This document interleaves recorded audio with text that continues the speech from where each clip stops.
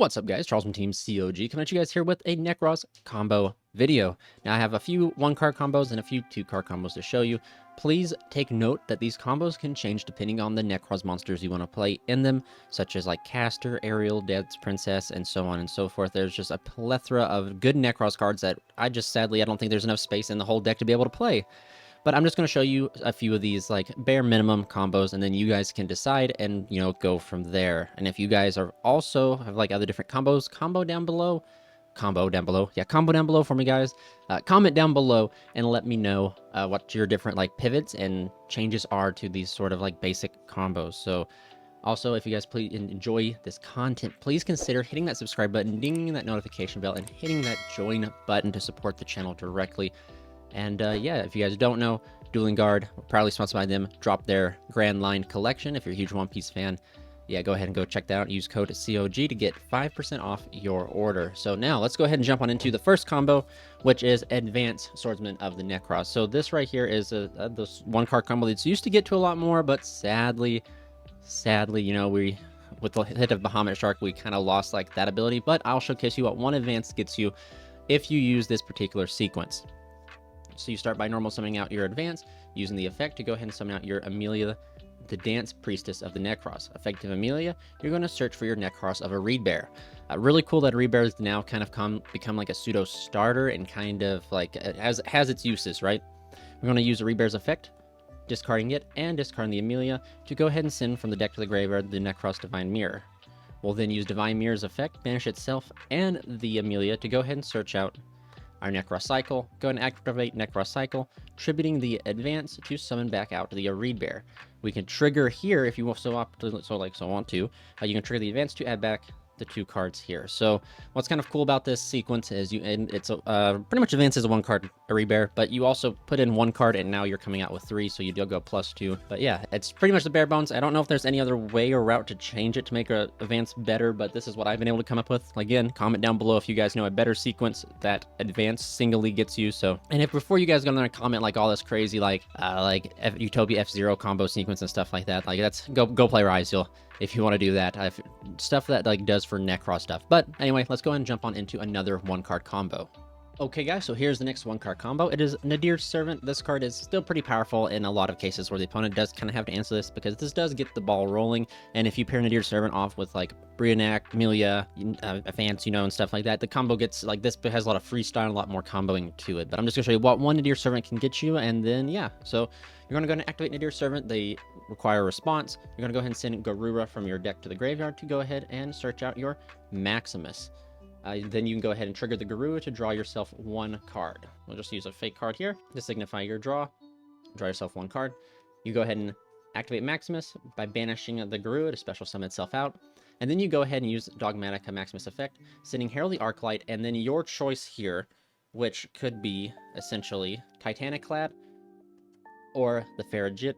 If you want to draw another card, you can. If you're opting not to play Fleur de Lis or anything like that, don't send Titaniclad.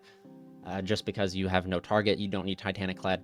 But if you are playing Fleur de Lis, send Titaniclad if you want to, or it depends whatever you want to do, right?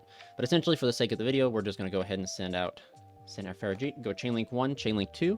We're going to go ahead and draw ourselves another card, see if it's worth it, and then put it back to the bottom of the deck. We essentially drew 2 cards now. And then we're going to go ahead and use Herald to go ahead and search us Brionac.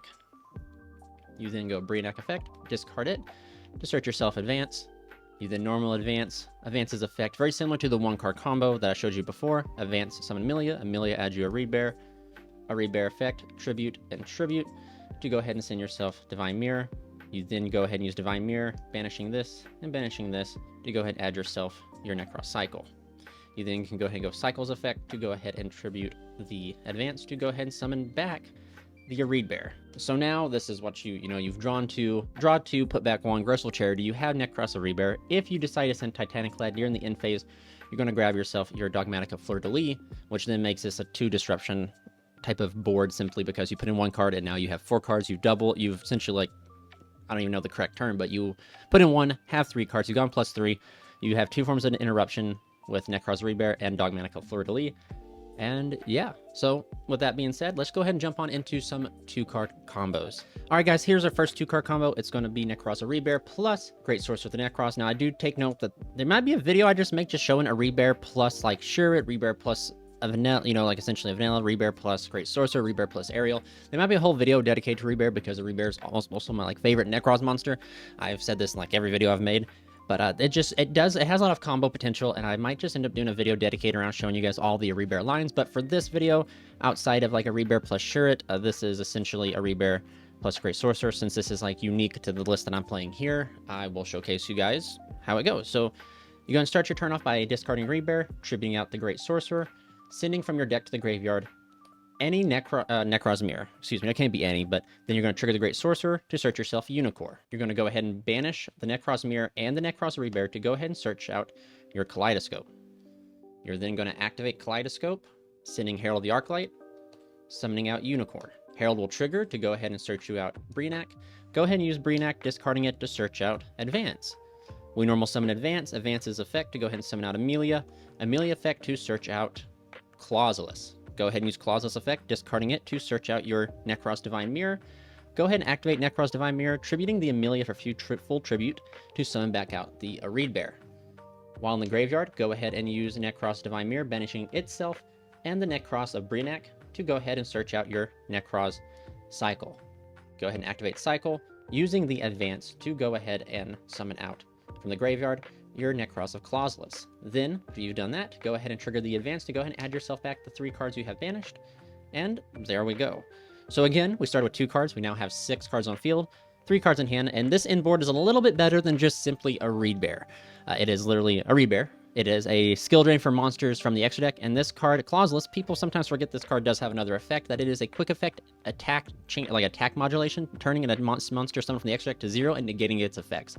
So even through, if they have like Imperm or anything like that to stop Unicorn, you still have like an Imperm for extra deck monsters. And then if they don't have anything to answer Unicorn, they just climb up into the extra deck to be able to beat over Unicorn, you can use Clauselus to 0 out its attack.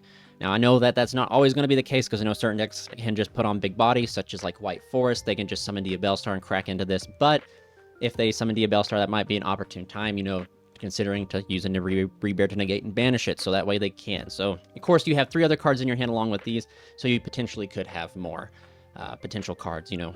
Anyway, let's jump on into the next and final 2-card combo. All right, guys, so here is the last 2-card combo that I'm going to show you guys here. It's Amelia plus Necroz of Breenac. I think this is hands down the best combo that the deck has the ability to do, and I would like to know if people who have experimented with the deck more have found similar sequencing and similar 2-card iterations that can get you the same end board.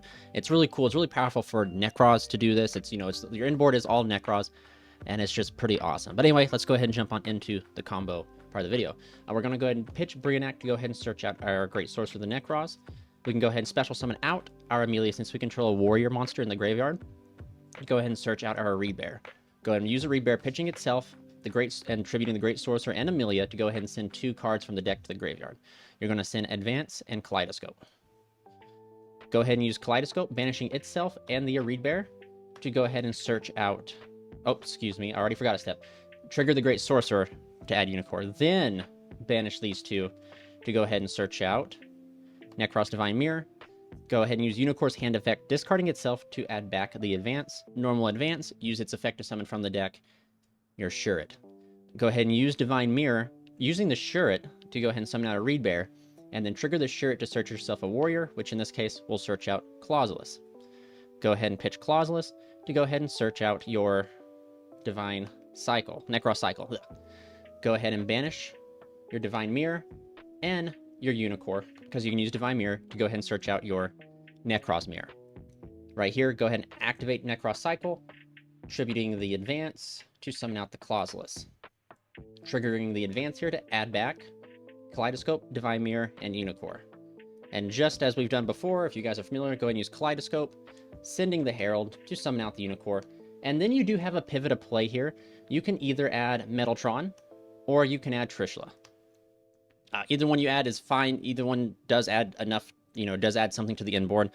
If you add Metaltron, you just set Divine Mirror, then you can use Trishula, or excuse me, if you add Trishula, you can set Divine Mirror, then use Trishula on the opponent's turn, which is pretty detrimental. Or if you want to, use it to protect Unicorn from being hit by potentially a Imperm, you can do that as well.